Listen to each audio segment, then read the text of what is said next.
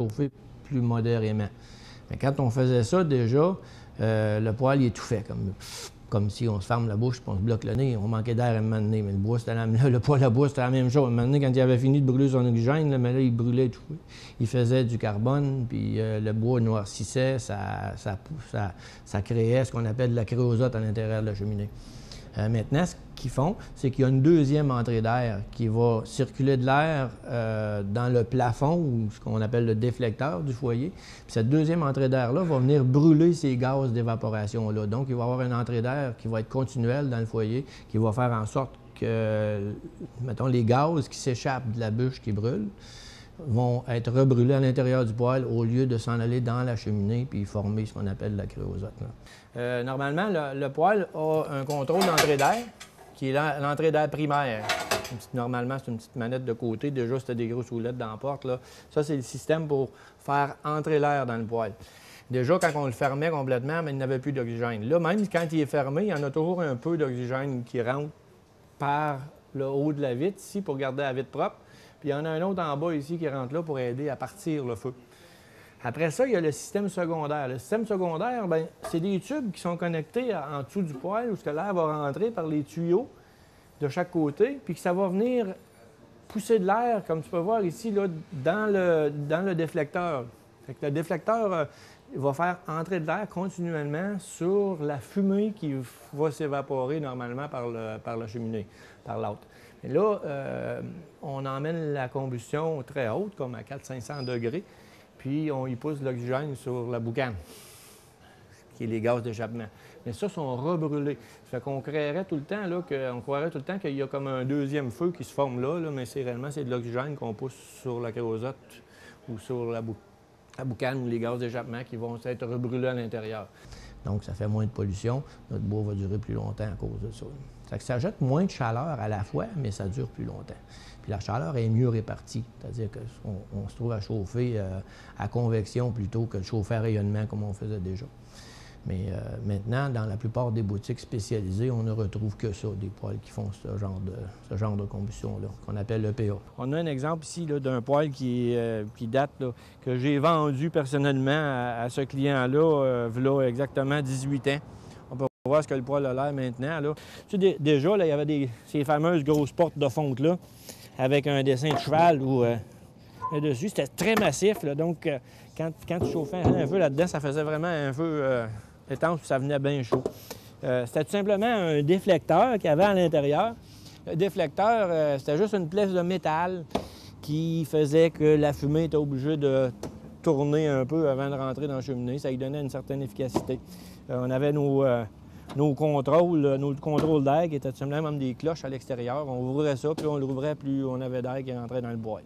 Ça, le client à qui j'ai repris ce poêle-là, puis que j'ai donné 300 $ pour en acheter un avec la nouvelle technologie de chauffage, me disait qu'il chauffait aux environs de 15 à 16 cordes de bois par année. No wonder, il a fait ça pendant 15 ans ou 16 ans de temps. Là, son déflecteur en dedans, il est tout croche. Mais il a quand même toffé la run pendant 15-16 ans. Puis là, je lui ai garanti que si son nouveau poêle, il brûlait plus que 10 cordes de bois dans son année au lieu de 15-16, qu'il me le ramène, que j'étais pour lui redonner son argent. Je suis certain qu'il ne reviendra pas. J'en ai des clients qui m'ont revenu puis ils me disaient qu'au lieu de 16 portes de bois, il en avait brûlé 8. Fait que c'est encore plus que le 30 qu'on préconise. Mais ça polluait beaucoup l'air. On voyait des cheminées toutes noircies sur le dessus, puis on voyait la grosse boucane noire. Là, c'est une autre valeur que on entend parler juste de ça. Aujourd'hui, quand on entend les médias parler de pollution à cause des poêles à bois, bien, c'est pollution à cause de ces vieux poêles à bois-là qui sont, entre parenthèses, désuets, mettons.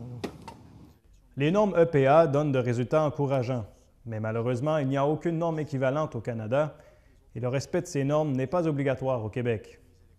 Non, c'est pas réglementé, c'est quand même une valeur avec tout ce qu'on connaît, avec l'environnement aujourd'hui, que ça ne soit pas réglementé. Seul est réglementé dans la plupart des États américains, comme je disais tantôt, puis dans certaines provinces canadiennes. Je sais que dans la plupart des provinces de l'Ouest, c'est réglementé, tu n'as pas le droit de chauffer un poêle s'il n'est pas EPA. Foyer, c'est un peu moins réglementé parce qu'un foyer, c'est considéré encore comme un foyer d'ambiance. ça, c'est une autre chose. Quand quelqu'un va chauffer son foyer d'ambiance une fois de temps en temps, là, il ne polluera pas l'air assez pour que ce soit notable. Mais c'est surtout dans le cas des poêles, dans les poêles à bois.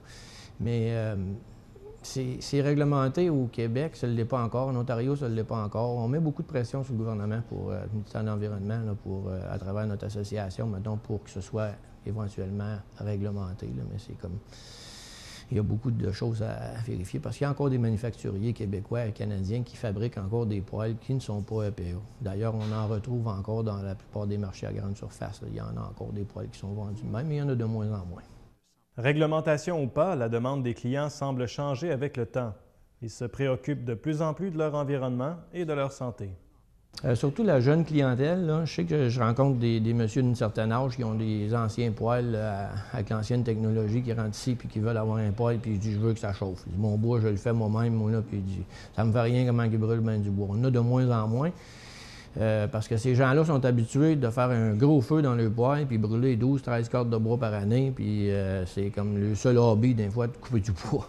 Mais la plupart de notre clientèle, je dirais 90 de notre clientèle, est un peu plus jeune. Ils ont des maisons mieux isolées. Ils ont moins besoin d'avoir un surplus de chaleur accablante comme ça. Là.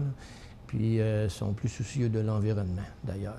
C'est demandé. Est-ce que votre poêle rencontre les normes EPA? Oui, automatiquement. Il y a une étiquette dans la plupart des poêles à bois. Comme quoi que ça rencontre les normes EPA. Il y a un pourcentage d'efficacité qui est affiché par l'EPA.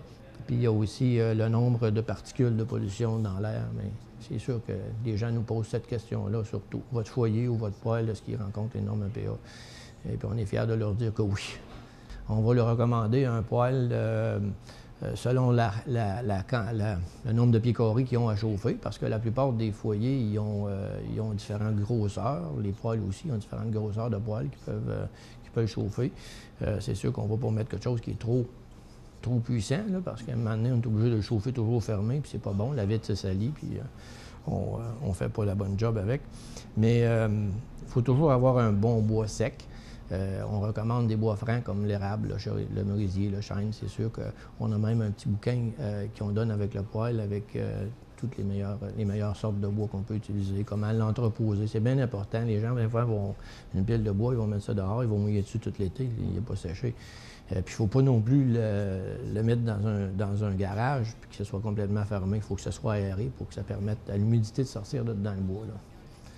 C'est des recommandations qu'on va faire aux gens. Encore plus performant au niveau écologique, on retrouve des poêles à granules où on utilise des sous-produits de bois séché et comprimés. Le poêle à granules, c'est quelque chose qui a été bien populaire dans le passé quand ça a sorti. Ça l'est devenu un peu moins avec les pannes d'électricité qu'on a connues, parce qu'il faut comprendre que le poêle à granules, bien, il fonctionne à l'électricité. Il y a quand même 3 petits moteurs là-dedans, un moteur d'évacuation, un moteur pour envoyer la chaleur à l'intérieur, puis une petite vis sans fin qui fait monter les granules. Donc ça fonctionne, c'est électronique. C'est dispendieux à l'achat, mais c'est bien ce qu'on utilise pour le chauffer. Les granules de bois, c'est fabriqué à partir de ce qui est acheté déjà. La sciure de bois, les morceaux de capot qu'on passe dans un grinder, puis avec un certain degré d'humidité, on fait coller le bois ensemble. On fait des petites, quasiment les gens ils appellent ça des pépites de bois, là, des petites granules de bois. Puis ça, c'est juste monté dans un petit tuyau, puis c'est juste relâché dans un petit pot qui fonctionne un petit peu comme une ancienne forge. C'est un système de pression négative avec de l'air qui circule là-dedans, puis une fois qu'il est allumé, bien, il est continuel. C'est probablement ce qui est le plus économique comme chauffage d'appoint à utiliser. Sauf qu'à l'achat, c'est assez dispendieux. Là. Un bon poêle à granules, ça va coûter en moyenne à peu près 3 000 $. Une fois installé, ça peut coûter jusqu'à 4 000 $.